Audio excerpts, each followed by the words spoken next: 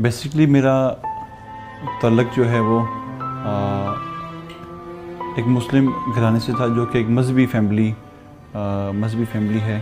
और मेरा लाहौर के अंदर इचरा के अंदर मशहूर मार्केट इचरा के अंदर काफ़ी मेरा बड़ा बिज़नेस था, कालीन का, कारपेट का, कर्टन का और बेडशीट्स का। और मेरा बड़ा अच्छा बिज़नेस मैं कर रहा था। बीइंग ए मुस्लिम, मैं खुद एज ए कुरान प्रीचर था। मैं बहुत सी जगह मुझे मौका मिला, मैं कुरान प्रीच करता था अपनी फैमिली के साथ, अपने पेरेंट्स के साथ। लेकिन बहुत दफ़ा मैं बहुत सारी बातों के ऊपर कंफ्यूज था, जो मैं खुद प्रीच करने जा रहा था, बहुत सारे सवालात के ऊपर। तो उनके लिए मुझे जवाबात की तलाश थी। तो कुछ ऐसा इत्तेफाक हुआ खुदावंद की तरफ से कि मुझे वो जवाबात जो हैं वो खुदावंद के कलाम बाइबल से मुझे वो मिले। जब वो मुझे जवाबात मिले, उसके बाद मैंने बाइबल की स्टडी जो है मैंने शुरू कर ली। और शुरू के अंदर मैंने बाइबल की स्टडी बहुत जैसे कहते हैं कि इंतहाई मुश्किल से अपने कुछ दोस्तों के साथ मिल के बड़ी फ्यू टाइम के लिए मैंने जैसे कुछ मिनट्स के लिए मैं बाइबल खोलता, वो जवाब ढूंढता, मैं उसको देख लेता, उसके बाद जो है दोबारा फिर अपने बिज़नेस की तरफ चल पड़ता। इस तरह करते करते मैंने बाइबल को बहुत स्लो से जाना, क्योंकि मैं वहाँ पे घर से बाहर मैं एक क्रिश्चियन था और घर के अंदर मैं एक मुस्लिम था। और most of time many time मेरे वालिद साहब सुबह उठते भी जा नमाज के लिए जुम्मे के टाइम पे, कभी जुम्मे का टाइम हो गया। लेकिन मेरा जो हार्ट, जो मेरा दिल था, वो मुकम्मल तौर पे क्रिश्चियन था। तो मुझे बड़ी डिफ़िकल्ट हो रही थी, बहुत मुश्किल हो रही थी मुझे कि भाई मैं किस तरह उनको बताऊं। और बताने के लिए कंडीशन ये थी कि अगर मैं बताता तो वहाँ पे एक लॉ ये था कि लॉ ये है भी अभी भी कि जो मुस्लिम है वो कन्वर्ट होकर क्रिश्चियन नहीं हो सकता, या किसी और मज़हब में वो नहीं जा सकता। अगर जाए, अगर उसके बारे में इल्म हो जाए, तो हमारी जो कम्युनिटी थी मुस्लिम, वो उसके दोस्त, फैमिलीज सब जो है उसके बिल्कुल ख़िलाफ़ हो जाते। और यहाँ तक कि अगर उस शख्स को कोई कत्ल भी कर दे तो लोग उसको हीरो कहते थे। मेरे अंदर खौफ था, मैं उसको एक ओपन तो नहीं कर पा रहा था, बहुत मुश्किल से, लेकिन मैं कुछ रास्ता तलाश कर रहा था कि मैं अपने घर को लीव करूं और खुदावंद में आगे बढ़ूं। अपने तय किए हुए वक्त के मुताबिक जो खुदावंद की तरफ से तय था, मैंने अपने घर को लीव किया, अपने बिज़नेस को लीव किया और अकेले एक सलवार और कमीज़ के अंदर मैंने अपना घर छोड़ के खुदावंद में आगे बढ़ा। खुदावंद ने मुझे इस बात के लिए बुलाया कि मैं खुदावंद की बादशाही में एक खुदा का गवाह बन के मैं कौमों के सामने खड़ा हूँ। इस बात के लिए मुख्तलिफ़ जगहों पे खुदा ने मुझे इस्तेमाल किया। मैं मुख्तलिफ़ मीटिंग्स के अंदर मैंने गवाही भी पेश की, और जहाँ जहाँ खुदा मुझे इस्तेमाल कर रहा था मैं वहाँ पे जा रहा था एज एवेंजलिस्ट। कहीं पे पाक कलाम की खिदमत करने का मौका मिल रहा था, कहीं पे बहुत सारे लोगों को वाटर बैप्टिज़म देने के लिए जो लोग जिनको हम तालीम दे रहे थे, जब वो तैयार होते थे। यानी इस तरह खुदा मुझे भरपूर पाकिस्तान के अंदर इस्तेमाल कर रहा था, लाहौर के अंदर, लाहौर के नवाई इलाकों में। क्या हुआ कि बहुत सारी जगहों के ऊपर मैं जब प्रीच करता तो मैं ऐसे कर रहा था कि कुरान और बाइबल को रख के मैं बड़े अच्छे अंदाज के अंदर लोगों को टीच कर रहा था। उसमें मुझे प्रॉब्लम क्या हुई, सबसे पहले मुझे फैमिली की तरफ से मुझे जो थ्रेट्स थी, जब मैंने उनको बताया, जब उनको इल्म हुआ कि मेरे बारे में कि मैं इस तरह मैंने घर लीव किया और मेरा जो क्रिश्चियन कम्युनिटी के अंदर मेरा रहना है, जब उनको इस बात के बारे में इल्म हुआ, सबसे पहले तो मेरे पेरेंट्स ने मुझे ढूंढना शुरू कर दिया, मेरे दोस्तों ने मुझे ढूंढना शुरू कर दिया। उन सारी बातों को मैं फेस कर रहा था, और कभी कहाँ छुपना, कभी किस एरिया में जाना, और दूर के एरिया के अंदर जहाँ पे कोई लोग नहीं है, जहाँ पे कोई लिंक्स नहीं है हमारी फैमिलीज़ के, दोस्तों के, उन छोटी छोटी आबादी के एरिया में जाके हमने जाके वहाँ पे रहना, और इस तरह अपने आप को हमने कुछ अर्सा के लिए महफूज किया।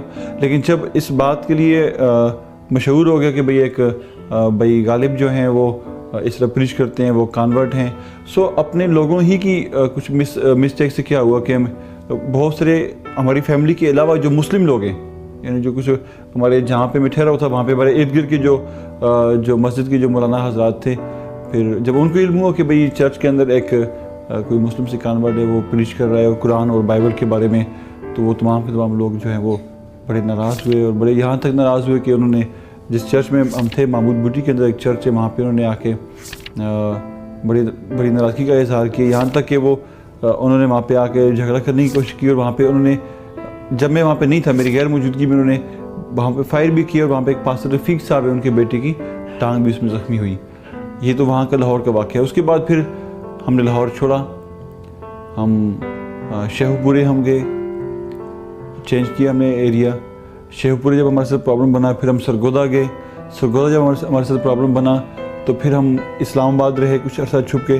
जब इस्लामाबाद हम एकदम ओपन हो गए, क्योंकि मेरी जो मेरी खिदमत थी वो थी एक एवेंजलिस्ट, तो मैं कहीं पे खामोश नहीं रह सकता था। मैंने पाक कलाम बयान करना था, और जहाँ भी पाक कलाम बयान करना वहीं पे मेरी जो है वो बात कहीं ना कहीं से लीक आउट हो जाए। तो जहाँ भी कोई मुस्लिम सुने उनके अंदर एक ऐसी वो नफरत भरी हुई है, एक ऐसी ईविल स्पिरिट है कि वो जहाँ भी उनको इल्म हो कि भाई कोई मुस्लिम कन्वर्ट हुआ है वो वैसे ही जिसे कहते हैं मुखालफत के ऊपर आ जाएँ, बगैर किसी लिंक्स के, बगैर किसी रिश्ते के। जस्ट वो उनके अंदर जो स्पिरिट है वो टेररिज्म की स्पिरिट है, और जो वो इस बात के लिए कि भाई क्यों ये मुस्लिम से कन्वर्ट हुआ, उनको इस बात का बहुत दुख था। और जब किसी को इल्म हो तो वो मेरे लिए प्रॉब्लम क्रिएट करे। अगर कहीं पे कुछ अगर मुस्लिम हमें थ्रेट कर रहे थे तो हमारे लिए प्रॉब्लम था कि हम पुलिस को भी इन्फॉर्म नहीं कर पा रहे थे। अगर हम पुलिस को इन्फॉर्म करते हैं तो सबसे पहले मुझे पुलिस उठा के मेरे पेरेंट्स के पास पहुंचा देना है, और पेरेंट्स ऑलरेडी इस बात के लिए रेडी थे कि इसको कहीं से हमें मिले तो उसको हम पकड़ के बांध दें, इसको कत्ल कर दें, इसको मारें या कुछ भी करें। तो पेरेंट्स इस बात के लिए तैयार थे। मेरे लिए बहुत मुश्किल फ़ैसला था कि मैं वहाँ पे कैसे सर्वाइव करूँ। सबसे पहले मेरे लिए खौफ ये था फैमिली की तरफ से, दोस्तों की तरफ से, उसके बाद ये कि बहुत सारे उन लोगों की तरफ से जो वाकई टेररिस्ट थे, जिनका काम ही सिर्फ ये था कि क्रिश्चियन को डिस्टर्ब करना। वहाँ पे हमारे साथ बहुत दफ़ा ऐसा हुआ कि जब हम डिसहार्ट हुए बहुत दफ़ा कि अगर हम किसी से इस बात के लिए हेल्प चाहते हैं कि हमें कोई थोड़ी सपोर्ट मिले, कहीं पे हमें शेल्टर मिल जाए, कोई हमें शेल्टर दे दे, तो इसके लिए भी बड़ी परेशानी का सामना यह था कि कोई आदमी हमें शेल्टर देने के लिए तैयार नहीं था। वहाँ पे ना हमारी कोई क्रिश्चियन कम्युनिटी में कोई ऐसी कोई फैमिली थी जो इस बात के लिए तैयार हो कि वो बड़े मुस्लिम किसी मजहबी टेररिस्ट से वो मुकाबला कर सके, और ना कोई ऐसा चर्च था वहाँ पे जो इस बात के लिए तैयार हो कि जो उनसे टक्कर ले सके। तो जब अगर हमने किसी चर्च से बात भी की है तो उन्होंने हमें हमेशा रिफ्यूज़ किया, क्योंकि उसके रिफ्यूज़ करने के अंदर एक हिकमत ये थी कि अगर कोई चर्च अगर हमें एक्सेप्ट भी करता तो पूरे चर्च के लिए प्रॉब्लम था वहाँ पे। In recent years, the plight of Christians from the Islamic Republic of Pakistan has increased dramatically. Christians, who are a minority in the nation, get snatched of their right to freedom of speech. Whenever someone might open their mouth to protest or speak up for their rights, they are beaten, threatened, and allegedly reported as blasphemers. The Open Doors organization declares Pakistan the 8th most dangerous place on earth for being Christian. Many Western nations ignore the facts and assume Pakistan to be a safe country for Christians in order to avoid giving them refuge. When Western nations do not hear their plight, they are forced to flee Pakistan and seek the nearest and easiest nations to get to, such as Malaysia, where they hope they will be heard. But their dreams are shattered when they are treated like illegal immigrants and criminals. After fleeing an Islamic country, they are lost in another Islamic country where they don't find any end to their suffering. Pakistan भी एक Muslim country था, Malaysia भी एक Muslim country है। हमारी think ये थी कि पाकिस्तान के अंदर शायद हमारे लिए मसाइल ज़्यादा हैं कि वहाँ पे लोग हमें जानते हैं, और मलेशिया में हमारे लिए मसाइल कम होंगे कि वहाँ पे मैं जानता कोई नहीं, हम वहाँ पे सुकून से रह के अपना हम खुदाउन में आगे बढ़ सकते हैं। लेकिन मैं आपको ये बात बताना चाह रहा हूँ, मेरा ये एक्सपीरियंस है कि जितना पाकिस्तान के अंदर हमने इस गलत नज़रिए को जो कि मुस्लिम से कन्वर्ट हजरात के लिए जो प्रॉब्लम वहाँ पे है, उससे बढ़ के हमने यहाँ पे भी फेस किया मलेशिया के अंदर भी। क्यों वही सेम स्पिरिट जो उनके अंदर काम कर रही है, वही सेम स्पिरिट यहाँ भी काम कर रही है खुदा के काम को रोकने के लिए।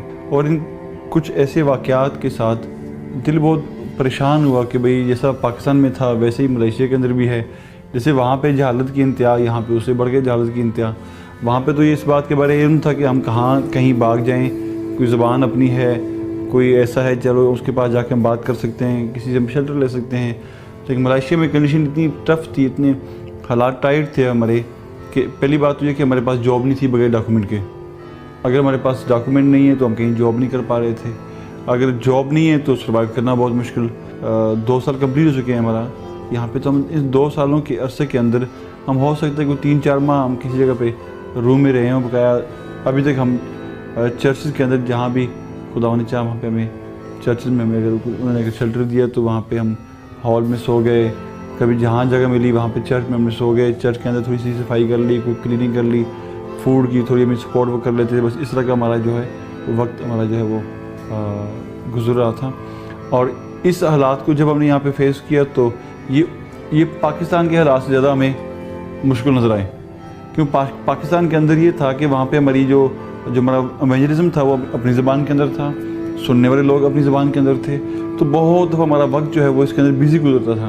लेकिन मलेशिया के अंदर ये हिसाब है कि हमें ये पता नहीं कि अभी यहाँ से घर से बाहर निकलेंगे, पुलिस उठा के इमिग्रेशन उठा के वहाँ पे गाड़ी में फेंक दे, पता नहीं वापस आएंगे भी नहीं आएंगे। अगर पुलिस उठाती भी है तो 1000 रिंगिट 2000 रिंगिट मांगती है, तो इसलिए ना बाहर जा सकना ना कहीं काम कर सकना। इस वक्त 2015 के अंदर अभी हमारा चर्च का जो जिस चर्च को खुदा ने हमें दिया है, FGCC इंटरनेशनल जो चर्च है ब्रिकफील्ड के अंदर, उन्होंने हमें एक किस्म का शेल्टर दिया कि भाई हम उनके अम्ब्रेला में रह के हम एक अपनी पाकिस्तानी जो चंद हमारी फैमिलीज़ हैं हम इकट्ठे होकर हम खुदा की वर्शिप कर सकते हैं।